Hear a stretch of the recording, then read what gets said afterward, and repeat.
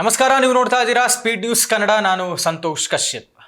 ಗೃಹ ಸಚಿವ ಪ್ರಿಯಾಂಕ್ ಖರ್ಗೆ ಅವರಿಗೆ RSS ವಿಚಾರವನ್ನು ಬಿಟ್ಟು ಏನು ಮಾತಾಡೋಕ್ಕಿಲ್ಲ ಅಂತ ಕಾಣುತ್ತೆ, ಅಥವಾ ಬೇರೆ ಏನು ಕೆಲಸದ ಬಗ್ಗೆ ತಲೆ ಕೆಡಿಸ್ಕೊಂಡಾಗೆ ಕಾಣಿಸ್ತಾ ಇಲ್ಲ. RSS ವಿಚಾರವನ್ನು ಬಹಳ ಗಂಭೀರವಾಗಿ ಅವರು ಪರಿಗಣಿಸಿದಂತೆ ಕಾಣಿಸ್ತಾ ಇರುವಂಥದ್ದು ತಮಗೆಲ್ಲರಿಗೂ ಕೂಡ ಗೊತ್ತೇ ಇದೆ.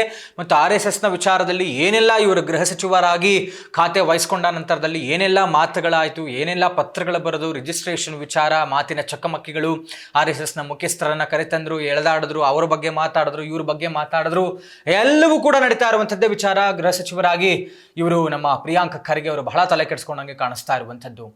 ಈಗ ಗೃಹ ಸಚಿವ ಪ್ರಿಯಾಂಕ್ ಖರ್ಗೆ ಅವರಿಗೆ ಬಹಳ ದೊಡ್ಡ ಮುಖಭಂಗ ಆಗಿರುವಂಥದ್ದು ಬೆಳಕಿಗೆ ಬರ್ತಾ ಇದೆ. ಈ ಕ್ಷಣಕ್ಕೆ ಬರ್ತಾ ಇರುವಂಥ ಮಾಹಿತಿಯಲ್ಲಿ ಪ್ರಿಯಾಂಕ್ ಖರ್ಗೆ ಅವರು ಕೋರ್ಟ್ಗೆ ಒಂದು ಮನವಿಯನ್ನು ಸಲ್ಲಿಸಿದ್ರು.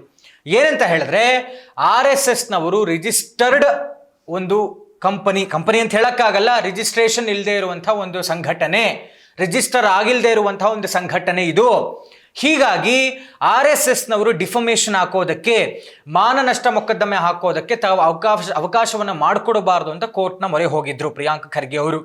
ಹೀಗಾಗಿ ಈ ಒಂದು ಅರ್ಜಿ ವಿಚಾರಣೆಯನ್ನು ಕೋರ್ಟ್ ನಡೆಸ್ತು. ಆದರೆ ಕೋರ್ಟ್ ಕೊಟ್ಟಿರುವಂತಹ ತೀರ್ಪು ಏನು ಅಂತ ಹೇಳಿದ್ರೆ, ಅಂದರೆ RSSನವರು ಈ ಥರ ಡಿಫಮೇಷನ್ ಹಾಕಬಹುದು, ಹಾಕಬಾರದು, ಹಾಕುವ ಹಕ್ಕಿಲ್ಲ ಅಂತ ಏನು ಪ್ರಿಯಾಂಕ್ ಖರ್ಗೆ ಅವರು ಮನವಿಯನ್ನು ಸಲ್ಲಿಸಿದ್ರು, ಅದನ್ನು ತಿರಸ್ಕಾರ ಮಾಡಿದೆ ಕೋರ್ಟ್. ತಿರಸ್ಕರಿಸಿರುವಂಥದ್ದು ಪ್ರಿಯಾಂಕ್ ಖರ್ಗೆ ಅವರ ಈ ಒಂದು ಮನವಿ ಅರ್ಜಿಯನ್ನ. ಅಂದರೆ RSSನವರಿಗೂ ಹಕ್ಕಿದೆ, ಎಲ್ಲರಿಗೂ ಇರುವಂತೆ ಹಕ್ಕಿರುವಂಥದ್ದು. ಅವರ ಮಾನನಷ್ಟ ಆದರೆ ಮಾನನಷ್ಟ ಮೊಕದ್ದಮೆ ಹಾಕೋದಕ್ಕೆ ಅವರಿಗೆ ಹಕ್ಕಿದೆ, ಅದಕ್ಕೆ ರಿಜಿಸ್ಟ್ರೇಷನ್ ಆಗಿರಲೇಬೇಕು ಅನ್ನುವಂಥದ್ದು ಏನಿಲ್ಲ ಅನ್ನುವಂಥ ರೀತಿಯಲ್ಲಿ ಕೋರ್ಟ್ ಪ್ರಿಯಾಂಕ್ ಖರ್ಗೆ ಅವರ ಅರ್ಜಿಯನ್ನು ತಿರಸ್ಕಾರ ಮಾಡಿರುವಂಥದ್ದು. ವೇರೇನ್ ಅಗೇನ್ ಪ್ರಿಯಾಂಕ್ ಖರ್ಗೆ ಅವರಿಗೆ ಮತ್ತೊಂದು ಭಾರಿ ಮುಖಭಂಗ RSSನ ವಿಚಾರದಲ್ಲಿ. ಯಾಕೆಂತಂದರೆ ಈ ಕಳೆದ ವರ್ಷ ಇವರು RSSನವರು ಅಲ್ಲಿ ಇಲ್ಲಿ ಕಾರ್ಯಕ್ರಮಗಳನ್ನು ಮಾಡಬಾರ್ದು, ಆ ಸಂಘಟನೆ ಯಾವುದೇ ಥರದಂಥ ಮೀಟಿಂಗ್ಸ್ ಮಾಡಬಾರ್ದು, ಘೋಷಣೆಗಳನ್ನು ಕೂಗಬಾರ್ದು, ಕೆಲವು ಜಿಲ್ಲೆಗಳಿಗೆ ನಿರ್ಬಂಧ ಹೇರಬೇಕು, ಈ ರೀತಿಯಾಗೆಲ್ಲ ಅವರದ್ದೇ ಜಿಲ್ಲೆ, ಅವರದ್ದೇ ಕ್ಷೇತ್ರ ಕಲಬುರಗಿಗೆ ಅವರು ನಿಷೇಧವನ್ನು ಹೇರುವಂಥ ಕೆಲಸದಲ್ಲೆಲ್ಲ ಪ್ರಯತ್ನ ಮಾಡಿದ್ರು. ಬಟ್ ಆಗಲೂ ಕೂಡ ಫೇಲ್ ಆಗಿದ್ದರು ಪ್ರಿಯಾಂಕ್ ಖರ್ಗೆ ಅವರು. ಒಂದರ್ಥದಲ್ಲಿ ಪ್ರಿಯಾಂಕ್ ಖರ್ಗೆ ಅವರು ತಲೆ ಕೆಡಿಸ್ಕೊಂಡಂತಷ್ಟು, ಅಥವಾ ಪ್ರಿಯಾಂಕ್ ಖರ್ಗೆ ಅವರು ಬಹಳ ಸೀರಿಯಸ್ ಆಗಿ ಏನೋ RSSನ ವಿರುದ್ಧವಾಗಿ ಹೋರಾಟ ಮಾಡ್ತಾ ಇರುವಷ್ಟು ಬೇರೆ ಯಾರೂ ಕೂಡ ಮಾಡ್ತಾ ಇಲ್ಲ, ಅಷ್ಟು ಪ್ರಿಯಾಂಕ್ ಖರ್ಗೆ ಅವರು ಮಾಡ್ತಾ ಇದ್ದಾರೆ.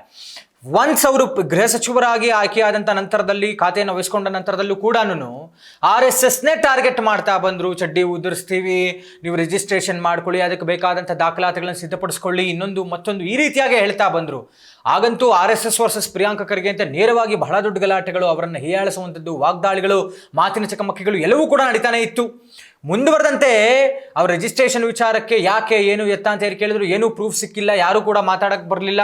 ಇದೆಲ್ಲವೂ ಮುಂದುವರೆದಂಥ ನಂತರದಲ್ಲಿ ಪ್ರಿಯಾಂಕ್ ಖರ್ಗೆ ಅವರ ವಿರುದ್ಧ ಮಾನನಷ್ಟ ಹಾಕಬೇಕು ಅನ್ನುವಂಥ ಲೆಕ್ಕಾಚಾರದಲ್ಲಿ ಏನಾದರೂ RSSನವ್ರು ಇದ್ರೇನೋ ಅದು ಕೂಡ ಹಾಕಕ್ಕೆ ಅವ್ರಿಗೆ ಹಕ್ಕಿಲ್ಲ, ರಿಜಿಸ್ಟ್ರೇಷನ್ ಆಗಿಲ್ಲ, ಸಂಘಟನೆ ಅಲ್ಲ ಅನ್ನೋ ರೀತಿಯಲ್ಲಿ ಇವರು ಕೋರ್ಟ್ಗೆ ಅರ್ಜಿಯನ್ನು ಹಾಕಿದ್ರು. ಕೋರ್ಟ್ ಕೂಡ ತಿರಸ್ಕಾರ ಮಾಡಿರುವಂಥದ್ದು. ಭಾರಿ ಹಿನ್ನಡೆ ಪ್ರಿಯಾಂಕ್ ಖರ್ಗೆ ಅವ್ರಿಗೆ ಆಗಿರುವಂಥದ್ದು. ಅಂದರೆ ಇವ್ರು ಏನೋ ಮಾಡೋಕ್ಕೆ ಹೊರಟು ಬಿಡ್ತೀನಿ, ಏನೋ ಮಾಡಿಬಿಡ್ತೀನಿ, ಬ್ಯಾನ್ ಮಾಡಿಬಿಡ್ತೀವಿ, ಇದೆಲ್ಲ ಇತ್ತಲ್ಲ ಪ್ರಿಯಾಂಕ್ ಖರ್ಗೆ ಅವರ ಮಾತುಗಳು. ಏನೂ ಮಾಡೋಕ್ಕಾಗಲ್ಲ ಅನ್ನುವಂಥದ್ದನ್ನು ಅವರು ಮತ್ತೆ ಮತ್ತೆ ಹೇಳ್ಕೊಳ್ಳೋಕ್ಕೆ, ಎದೆ ತಟ್ಟು ಹೇಳ್ಕೊಳ್ಳುವಂಥ ನಿಟ್ಟಿನಲ್ಲಿ ಈ ಒಂದು ಕೋರ್ಟ್ನ ಆದೇಶ ಈಗ ಅವ್ರಿಗೆ ಇನ್ನಷ್ಟು ಪುಷ್ಟಿ ಕೊಟ್ಟಂತ ಆಗ್ತಾ ಇರುವಂಥದ್ದು. ಬಹುಶಃ ಇದನ್ನು ನೋಡ್ತಾ ಹೋದಾಗ ಈ ಮುಖಭಂಗ, ಹಿನ್ನಡೆ ಇದೆಲ್ಲವನ್ನು ಕೂಡ ಇನ್ನಷ್ಟು ಮತ್ತಷ್ಟು ಸೀರಿಯಸ್ ಆಗಿ ಏನಾದರೂ ಪ್ರಿಯಾಂಕ್ ಖರ್ಗೆ ಅವರು ತಗೊಂಡು ಇನ್ನೂ ಏನಾದರೂ ಬೇರೆ ಬೇರೆ ರೀತಿಯಲ್ಲಿ ಅವರನ್ನು ಮಾತಿನಲ್ಲಿ ಆಕ್ರಮಿಸುವಂಥದ್ದು, ಬೇರೆ ಬೇರೆ ರೀತಿಯಾದಂಥ ಹೋರಾಟವನ್ನು ಮಾಡೋದಕ್ಕೆ ಪ್ರಿಯಾಂಕ್ ಖರ್ಗೆ ಅವರು ಮುಂದಾಗ್ತಾರಾ, ಅಥವಾ ಇದಾಗದೇ ಇರೋ ಕೆಲಸ ಅಂತ ಕೂತು ಸುಮ್ಮನಾಗ್ಬಿಡ್ತಾರಾ? I don't think so. ಹಂಗೆ ಸುಮ್ಮನಾಗ್ತಾರೆ ಅಂತ ಅಂದ್ಬಿಟ್ಟು ಅಂತ RSSನವರು ಆಡ್ಕೊಳ್ಳೋದಕ್ಕೂ, ಅವ್ರ ಮಾತುಗಳಾಡೋದಕ್ಕೂ, ಇವರು ಕೌಂಟರ್ ಕೊಡೋದಕ್ಕೂ ಇನ್ನಷ್ಟು ಮತ್ತಷ್ಟು ಹೋರಾಟವನ್ನು ತೀವ್ರಗೊಳಿಸ್ತಾರಾ? ಇನ್ನಷ್ಟು ಮತ್ತಷ್ಟು ಬೇರೆ ರೀತಿಯಾದಂಥ ಟ್ವೀಟ್ಗಳನ್ನು ಮಾಡೋದು, ಅವರ ವಿರುದ್ಧ ಇವರು ವಾಗ್ದಾಳಿಯನ್ನು ನಡೆಸೋದು, ಈ ಕೆಲಸವನ್ನೇನಾದರೂ ಪ್ರಿಯಾಂಕ್ ಖರ್ಗೆ ಅವರು ಮುಂದುವರಿಸ್ತಾರ? ಒಟ್ಟಾರೆ RSS ವರ್ಸಸ್ ಪ್ರಿಯಾಂಕ್ ಖರ್ಗೆ ಅನ್ನುವಂಥದ್ದು ನಿಲ್ಲದ ಮಾತುಕತೆ ಆಗಿಬಿಟ್ಟಿದೆ. ಹೀಗಾಗಿ ಇದು ಎಲ್ಲಿ ತನಕ ಹೋಗಿ ನಿಲ್ಲುತ್ತೆ ಅನ್ನುವಂಥದ್ದನ್ನು ನಾವು ಮುಂದಿನ ದಿನಗಳಲ್ಲಿ ಕಾದು ನೋಡಬೇಕಾಗಿದೆ. ಇದಾಗಿತ್ತು ಇವತ್ತಿನ ವಿಶೇಷ. ನೋಡ್ತಾ ಇರಿ ಸ್ಪೀಡ್ ನ್ಯೂಸ್ ಕನ್ನಡ, ಸುದ್ದಿ ನಿಮ್ಮದು, ವೇಗ ನಮ್ಮದು.